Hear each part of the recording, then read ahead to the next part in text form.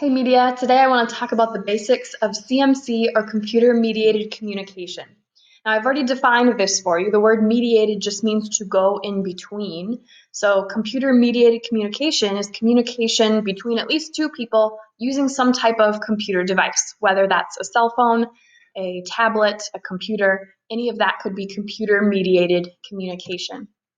We'll think about what we already know about face-to-face communication and how that translates to computer-mediated communication. A lot of things change when we shift online. So we'll think about how communication is changing because of CMC, and we'll think about ways that CMC is both more and less effective than face-to-face. Some things are a lot easier online, and some things are a lot more difficult, as we've learned from shifting our education platforms to online. So here's a very technical definition of CMC, but essentially it's just communication using a device. So instead of being face-to-face in the same room with someone, it might be something like a text message or an email, any type of communication that uses a device. There are many different types of CMC channels. Here's a whole list of them. Remember, the word channel in our communication model just means a method, a mode, a way of communicating. So here's a list of some channels or methods that we can use to communicate using computers. Of course, text messaging between cell phones, that's CMC. Anytime you're posting or scrolling through a social network like Twitter or Instagram, that's computer-mediated communication. That's you communicating to a much larger audience than just a one-on-one text message. Blogs and online news media count as computer-mediated communication. We have a sender, that would be the reporter or the blogger, and they are sending their message to the masses, to anyone who wants to read their story. Gaming and RPGs. RPG is a role-playing game where you can communicate with other players, right, through some type of gaming system. And wikis and forums like Wikipedia is an example of a CMC channel that we can communicate with other people. Now, a long time ago, there was a world without CMC. And maybe you don't remember this because you didn't quite grow up in this, but I grew up with these types of images, the phone with the cord on it that was usually in the kitchen. And if you wanted to have a private conversation, you had to stretch that cord as far as it would go so you can be out of earshot of your parents. When we went on vacation, we had digital cameras that looked like this. I still remember a trip to Gooseberry Falls when I was a kid, and my brother dropped our family's camera into the waterfall at Gooseberry Falls, and there go all of the digital photo memories, because there was no Google Photos or cloud at that time, so we just lost those images. Now, when we think about a time before CMC, I always think about the TV show Friends. And Friends, is interesting to me that this show is still so popular with students because it's really based around missed calls, voicemails, and the world before CMC. So it's intriguing to me that you're still interested in that show, even though it doesn't really correlate with your life. So I want us to consider how CMC has changed all different types of communication: our family communication, how you talk to your parents, how you talk to your teachers or your bosses, how you talk to your romantic partners or your friends. All of those relationships have changed as we've shifted to CMC or computer-mediated communication. Let's think about that shift for a second here. Think about this message: I want to break up with you. Now that's the message, and there are many different channels that I could choose to send that message. There are many different ways that I could send it.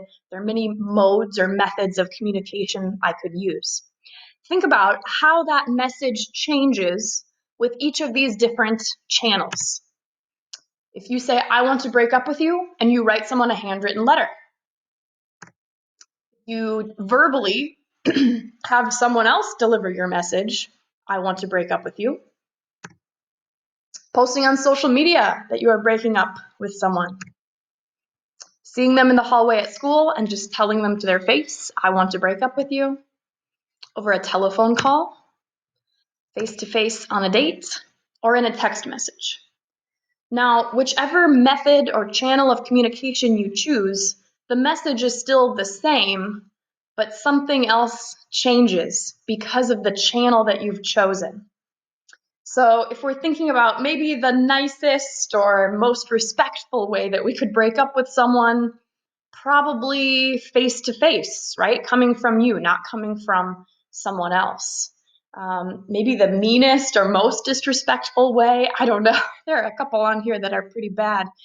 I would say on social media, maybe other people might find out that you've broken up before you even know that you've been dumped. You might also consider how long you've been in the relationship. I'm willing to bet that a lot of you have broken up through text message. But I'm also willing to bet that the longer your relationship, the more you changed the channel. It probably wasn't the text message breakup for a year-long relationship, right? That's a long relationship. Maybe that should be done face to face.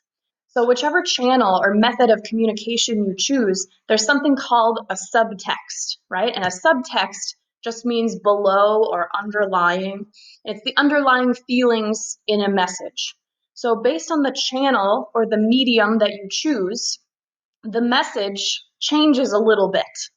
The way that we send a message also sends a message.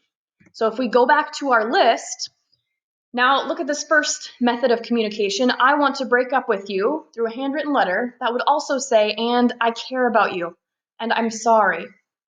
What about that second one, delivered verbally by another person? That's saying, I want to break up with you, primary message, and secondary, I'm through with you.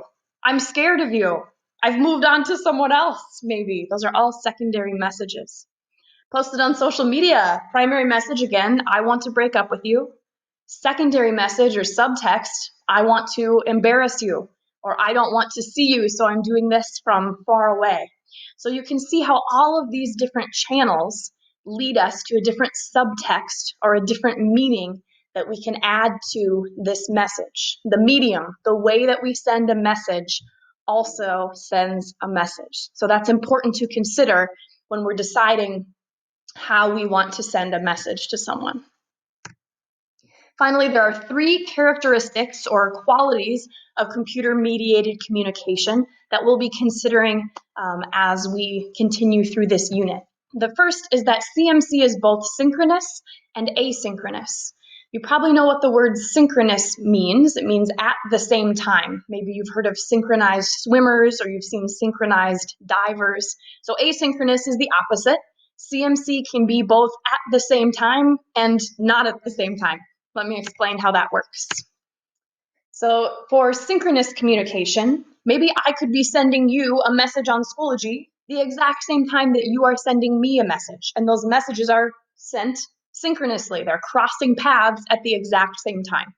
Maybe you are texting someone at the exact same time that they are texting you. Again, those messages are synchronous. They're always going on at the same time. CMC also has asynchronicity, meaning that we have the option to wait to respond. So if I receive a text message, I might respond to it right away, or I might wait 5 minutes or an hour or a day. If I receive an email, but I'm away from my computer, I might not get that message right when it's sent.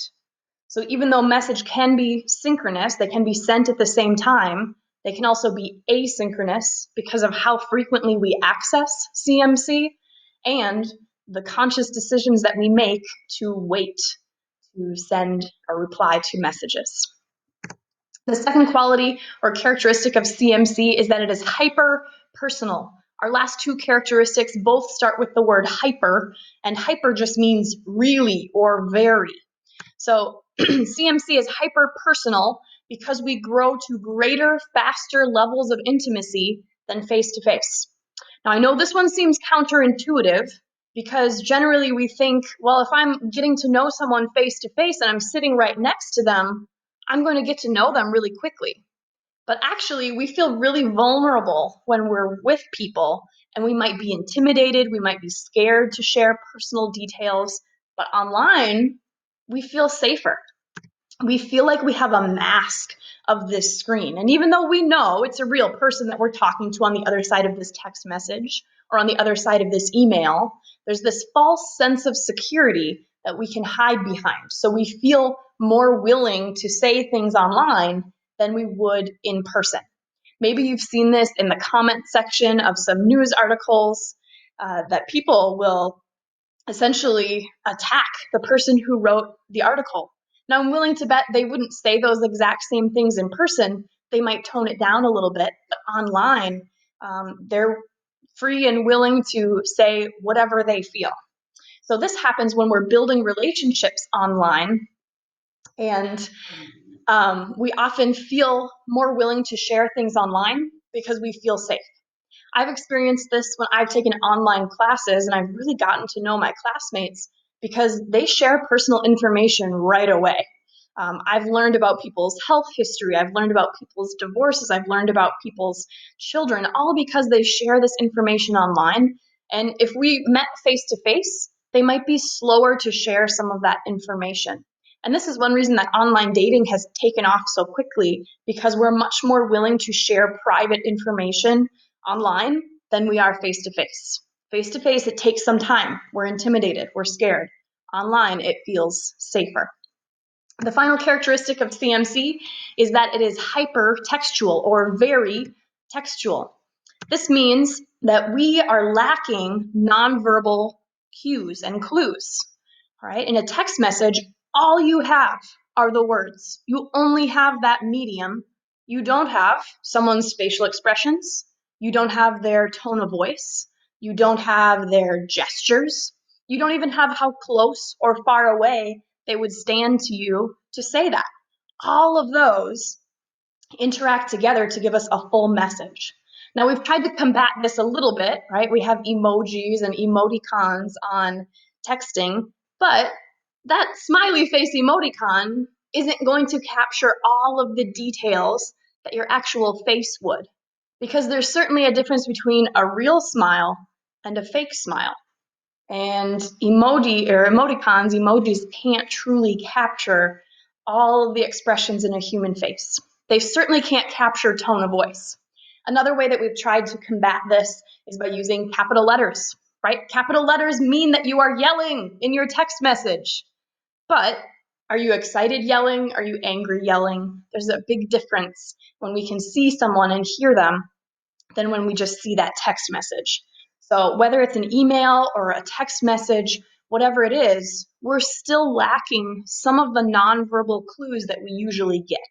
And we only have what's written in that message. We only have that image that was sent to us, and we're missing something that we would have face to face. So to review these three characteristics, CMC can happen at the same time if we send a message and receive a message at the exact same time, or there could be a little bit of a lag, whether it's on purpose or we just don't get to our computers. So it could also be asynchronous, which leads to some really interesting things you'll read about later this week.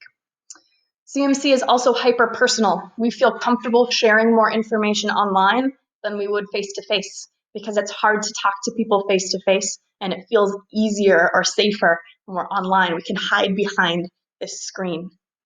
Finally, CMC is hypertextual. All that we have to go on is what's written in the text message or what's written on the email. We don't have any other clues that can help us to understand that person's tone of voice or how they're feeling or how they want us to react. So keep these three characteristics of CMC in mind as we continue to study CMC throughout the week.